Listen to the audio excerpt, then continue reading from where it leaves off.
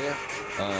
Rupture triangle, sans raison, voilà, c'est jamais arrivé, mais heureusement la voiture est au départ, et le départ il est maintenant, Bertrand, c'est parti, et bon départ de David Hallyday. Ouais, très très bon départ de la Ferrari numéro 2 du Team Vision, cette Ferrari 488 GT3, pilotée effectivement par David Hallyday qui a toujours autant de supporters sur le live, notamment sur la page Facebook. On essaiera de relayer vos encouragements pour cette Ferrari numéro 2, mais également pour les autres pilotes qui ont également du soutien sur ce live, ensemble pour 4 heures de course.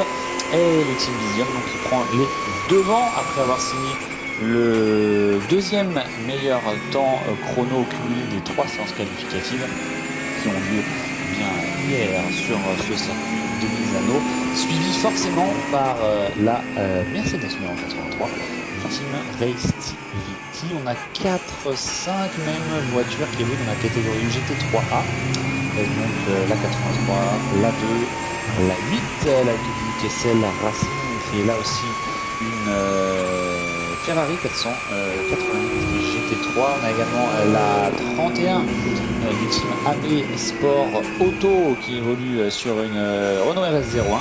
Et bien sûr la 5e voiture dans cette catégorie GT3A, c'est celle de l'Acodis ASP Team sur la Mercedes AMG GT3. Et puis on retrouve une voiture dans la catégorie GT3B, la Vortex du Team Vortex. Et 3 Porsche qui vont évoluer donc en Porsche Cup avec Martine Bayan-Meras, la Porsche numéro 94, la Porsche du Team DSR Racing et la Porsche, la deuxième Porsche du Team Martine Bayan-Meras, la 71. Allez, on arrive à la fin du premier tour, même au début du deuxième tour, pour David Hallyday sur la Ferrari Vision. Et un départ assez difficile pour Rémi Kirchdorfer. Ça ressemblait un petit peu à un pilote qui avait l'équivalent d'un track, d'un comédien avant d'entrer sur scène. Il a eu du mal à se mettre dans le rythme, il a même perdu quelques places avant de se mettre bien dans la cadence. La Renault RS01 numéro 31 est en 6e position. On a vu Nicolas Chartier également, je les appelle de phare, pour demander déjà que Gérard Tremblay facilite le déplacement, ce qui a été fait.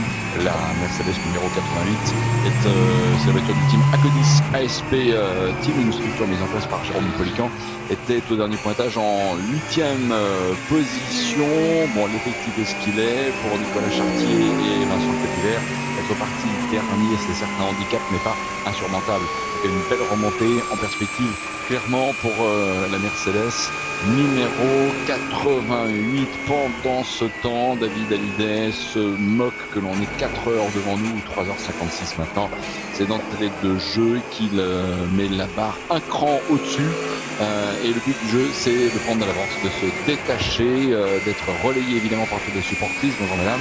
David Hallyday qui passe à l'instant pour la deuxième fois devant vous et qui affiche un premier chrono record du tour en course en 1 minute 35 secondes et 507 millièmes.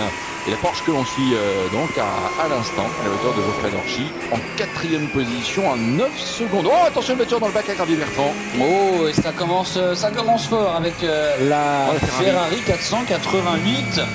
Attention, cette Ferrari du team Kessel Racing. Ouh, ça commence mal pour cette Ferrari numéro 8 qui évolue en catégorie UGT3A, on le rappelle, avec bien sûr le Kessel Racing dans le bac à gravure. On n'espère pas de casse au niveau. Oula, j'ai l'impression qu'il y a une petite fuite derrière. Je sais pas si vous avez cette impression là, mon cher Bruno, parce que le passage en bac à gravier, ça peut être sans conséquence, mais on a, me semble-t-il, des petites conséquences au niveau du feu de la voiture numéro 8. On va surveiller si elle s'arrête dans la voie des stands à la fin de ce tour.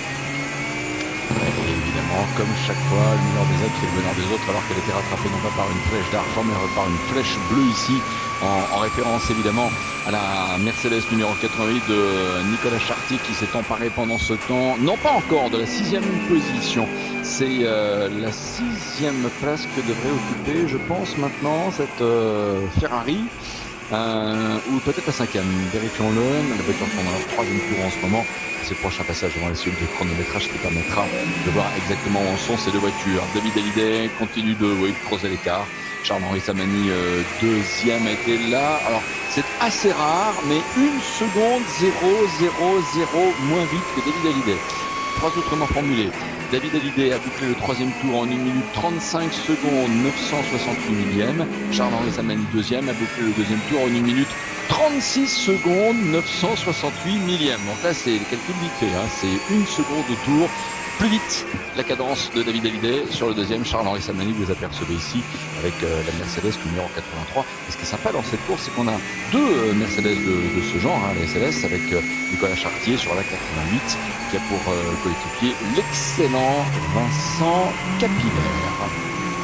Allez, après 3 tours complétés par tous les pilotes actuellement, pas de passage en avalation pour la numéro 8, donc peut-être une impression faussée du coup. Après cette sortie du bac à gravier, on va surveiller quand même tout ça, parce que cette sortie a été assez violente de la part de la Ferrari numéro 8.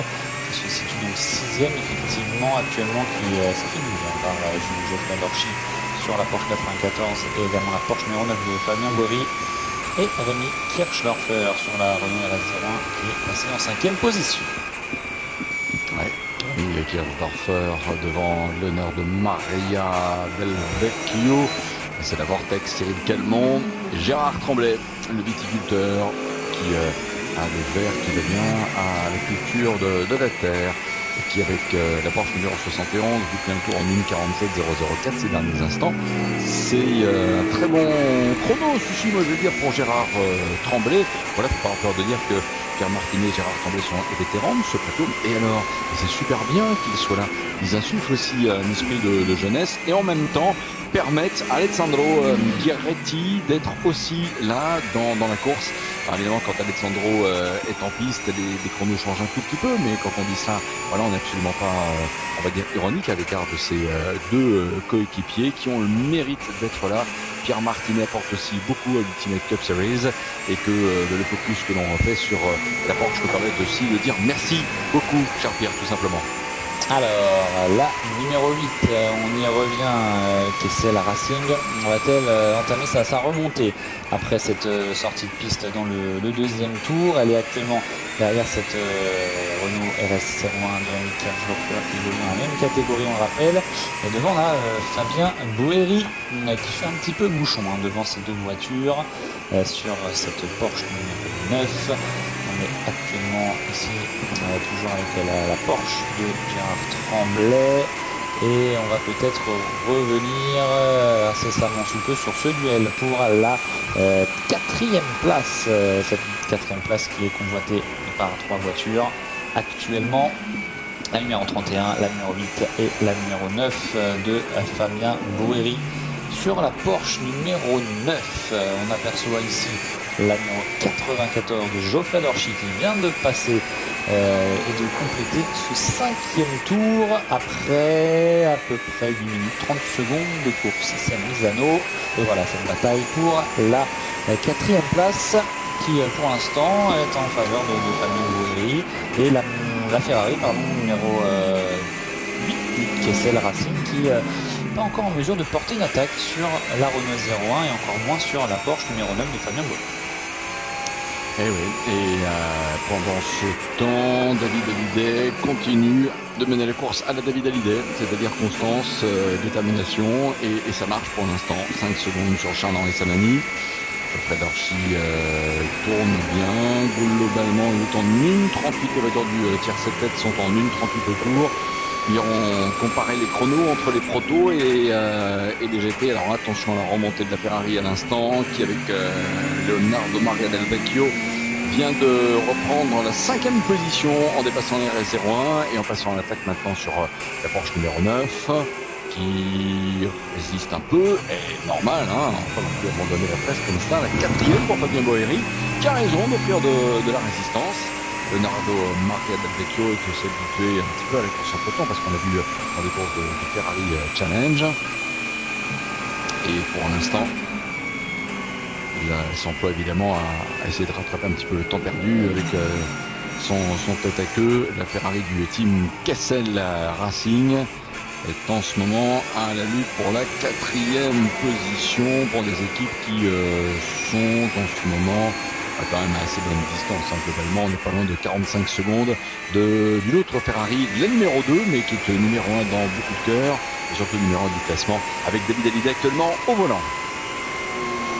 Allez, David Hallyday pour l'instant une 35-507. On n'a pas amélioré ce meilleur tour lors de son dernier passage sur la ligne de chronométrage en une 36-974. Il a un matelas d'avance confortable, mais pas aussi important que le matelas de monsieur Jean-Charles-Henri Samani, sur la 3e place.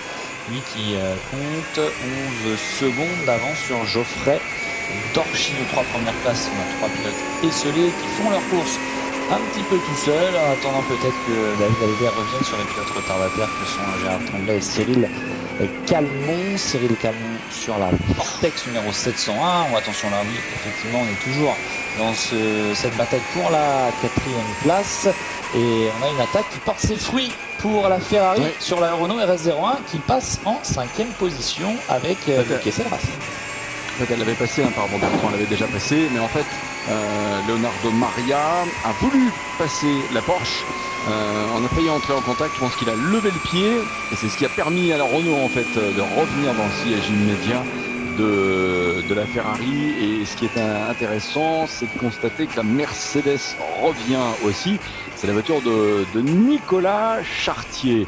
Donc voilà, cette résistance en fait de Fabien Boeri avec la Porsche numéro 9 rend service au spectacle en ce moment. Voilà, Leonardo Maria Del Vecchio, un petit peu contrarié de ne pas être parvenu à doubler plutôt la Porsche, va repasser à l'attaque. D'autant que, bien sûr, lui aussi regarde ce qui se passe devant, mais peut-être de temps en temps regarder dans les rétros et se dire tiens, il y avait que du jaune il y a quelques instants, maintenant il y a du jaune et il y a du bleu, avec la remontée de la fameuse Mercedes numéro 88. Et ce qui confirme aussi le fait que, si on est avec un plateau de 9 voitures, on a encore une fois un plateau homogène avec des pilotes d'assez bon niveau de pilotage, de temps en temps des gentlemen, bien sûr aussi des pilotes plus chevronnés. Ça s'équilibre bien tout cela. On le voit aussi avec les chronos de Jean-Marie Samani, par exemple, de un niveau plus bronze que ne l'est Gold ou Platinum, le niveau du personnage comme Emmanuel Collard. Et c'est très bien équilibré. Jean-Marie Samani, pour l'instant, en 2e position. Il a des chronos remarquables. Et dans la même seconde, une 36 que David Hallyday, nous était en tour. Alors attention, est-ce que cette fois la Ferrari va passer la Porsche? Oui, la Porsche dépassée. Fabien Boeri, 5e, donc Leonardo Maria Del Vecchio est parvenu à s'emparer de la 4e position. Et regardez derrière, et après je lance ensemble Bertrand, l'attaque évidemment de Nicolas Chartier avec la Mercedes numéro 88. Pendant ce temps, 8e passage sur la ligne de chronométrage de David Hallyday. C'est vraiment là où il faut être dans cette course, cette bataille à 4 maintenant pour la 5e place, la 4e place même, puisque on rappelle que la Ferrari numéro 8 a pris possession de cette 4e place devant Fabien Boeri sur la Porsche numéro 9. Alors on retrouve ici notamment, le répète, Nicolas Chartier qui a clairement la voiture assez puissante pour prendre le meilleur sur cette Porsche de Fabien Boeri qui se retrouve au milieu de ces voitures en catégorie GT3A et qui pour l'instant fait une belle résistance, notamment sur la Renault RS01 de Rémi Kirchdorfer qui elle n'arrive pas à passer la Porsche, n'arrive pas à trouver l'ouverture, ce qui empêche également, en tout cas ce qui a permis tout d'abord à Nicolas Chartier de le recoller au wagon, mais maintenant il va falloir trouver l'ouverture sur cette Porsche qui est embêtante pour ces deux voitures. Très clairement. Et ça va être encore une fois super bien de voir quand on aura le déplacement, s'il y a de la Mercedes sur la Renault. On va rappeler également que Ronnie Kessel est à la tête du team Kessel Racing qui a fondé il y a un petit peu plus de 10 ans maintenant, je pense qu'on peut dire 12 ans, avec la Ferrari numéro 8. On l'a, la voiture qui va bien, et on l'a aussi la 2e Mercedes dans ce même plateau avec le passage à l'instant de la Mercedes sur la Porsche en plus de la Renault RS01. Alors ça, on serait tenté de dire dommage, évidemment là dans l'immédiat pour Fabien Boeri qui va perdre au moins 2 positions, même 3